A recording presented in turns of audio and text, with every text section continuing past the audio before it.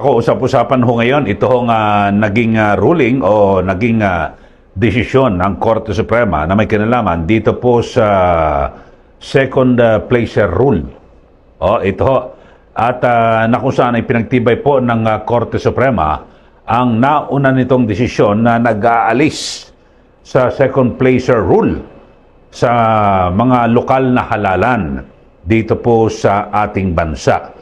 At kaya naman ay agad na nagsilitawan at dahil sa ito hong naging usapin dito po kay Congressman Benvenido Benny Abante ng ika-6 na distrito ng lungsod ng Maynila. Di ba pangalawa lang ho siya doon? Tapos ang nanalo ho talaga noong nakarang eleksyon ay itong si Joey Uy. Pero dahil siya po idineklara na dineskwalipika sa issue po ng citizenship, ang pangalawa ho ay itong si Congressman Benny Abante.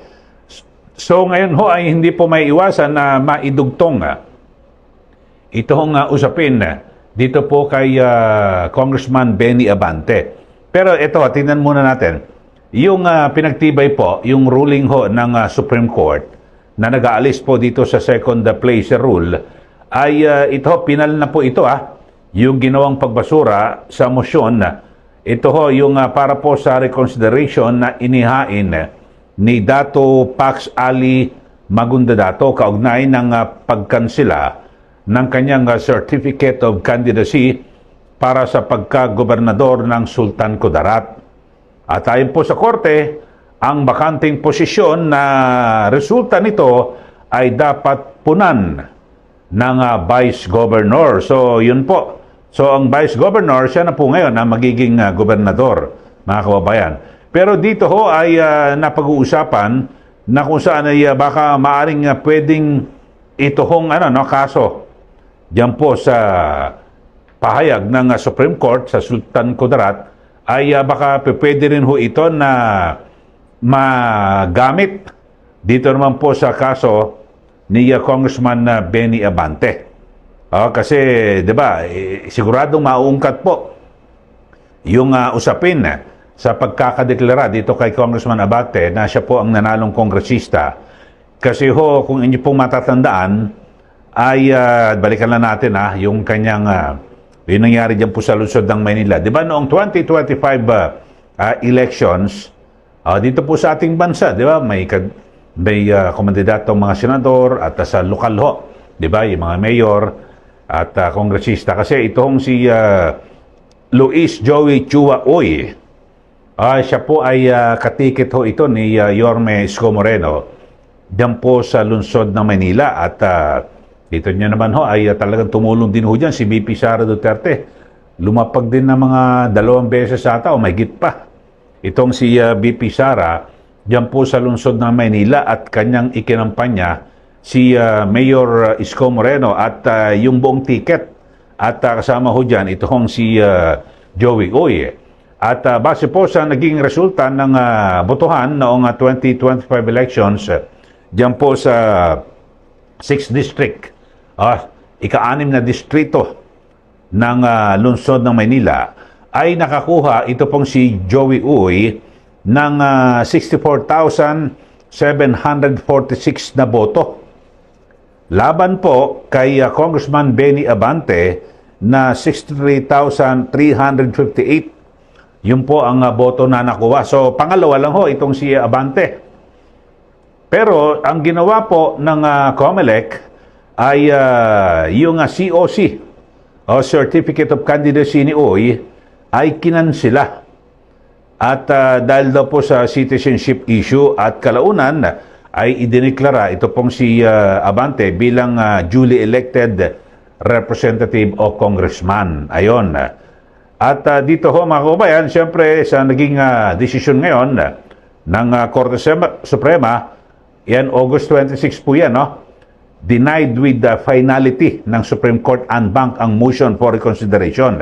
So, ito ho, at sinasabi ho, walang batas na nagbibigay po sa second placer o pangalawa ho ng otomatikong karapatang ideklarang panalo kapag na-disqualify o napatunayang ineligible ang kandidatong nakakuha ng pinakamaraming boto. So dito ho, pwede ho nating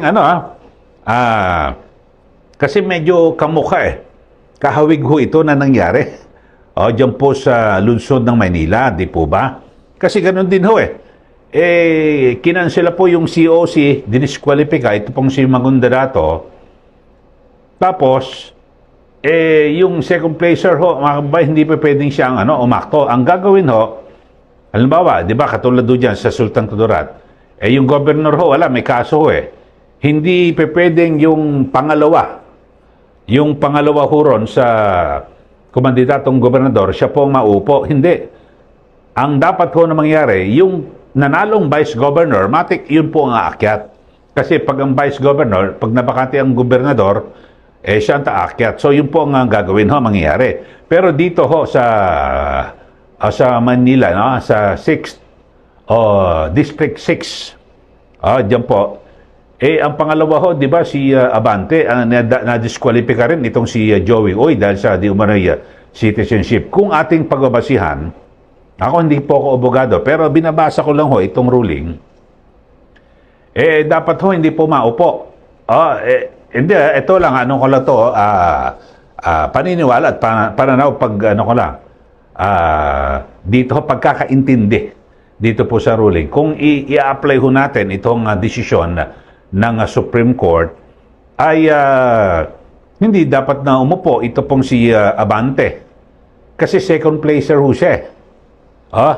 Kasi dito ho lumilitaw yung second place rule, bawal ho at binura na po ng Supreme Court. Bakit ho? Ang dapat ho na mangyari, kung halimbawa, diskwalipagado nga itong si Joey Uy at talagang sinabi totoo na yung hindi siya Filipino citizen, ang dapat na mangyari, mababakante po yung District 6. Magpapagkakaroon po muli ng eleksyon. Parang ganon. Kasi hindi pwede yung second placer na maupo. So yun ho, pwede ho ito. Talagang parang pwede, inaano ho natin parang itinutugma. Ito yung mga posibilidad lang naman ho ito, mga kababayan. So sa madaling salita, wala na ho ito. Burado na po. Dito po sa ating bansa, yung tinatawag na second placer na yan, kasi mayroon ng second place rule ang Korte Suprema. So dito nga ho, kapag may nakabinbin na halimbawa disqualification case, di ba? At yung isang kandidato, ngunit na isama pa rin yung kanyang pangalan sa balota, siyempre, nakikita po ng mga botante yung kanyang pangalan at patuloy pa rin siya iboboto. Kalaunan, magkakaroon ng desisyon, yung kanyang nakabimbing DQ case at madidisqualify siya. So kahit na po siya ang binoto ng nakararami, yun ho. Sa madaling salita ho, mga kababayan, bukod ho sa naging pasya ng Supreme Court, dito, ang binabanggit ko rito, hindi dapat kailanman na mapagpasyahan ng mga teknikalidad lamang ang kagustuhan ng mga tao dahil karapatan ito ng ginagarantihan po ng ating saligang batas. Sa makatuwid, hindi dapat po na maupo ang kandidatong pumapangalawa lamang sa pumapangalawa ay second place. So yung second placer ay hindi pa pwede na siya ang maupo bilang kapalit po ng kandidatong binoto ng nakararami. Dahil lamang sa isang teknikalidad at hindi naman siya ang pinili ng mga tao. So, kung ating susuriin, mga kababayan, di ba? Dito sa naging desisyon ng Supreme Court, dito ho, ang kandidatong pumapangalawa, ito hindi, i-ano lang natin ibinabangga lang ho natin sa kaso ho ni Congressman Abante. Siya po yung pumapangalawa na kandidato. Pero sabi, hindi dapat siyang maupo. Kasi bilang kapalit ng kandidatong ibinoto na nakararami, itong si Joey Uy, dahil sa isang teknikalidad, itong kaso, di ba, yung sa citizenship. Kasi hindi naman siya ang pinili ng tao. Ayun. Nako po, dito ho, di ba? Ang boto ho ni 64,000 may git 63,000 lang ho kay kay Abante. So hindi siya ang ibinoto ng nakararami ng mga taga-Luzon ng Maynila. So pwede ho itong iakma ang kasong ito ng Supreme Court dito po sa kaso ni Congressman Benny Abante, di po ba?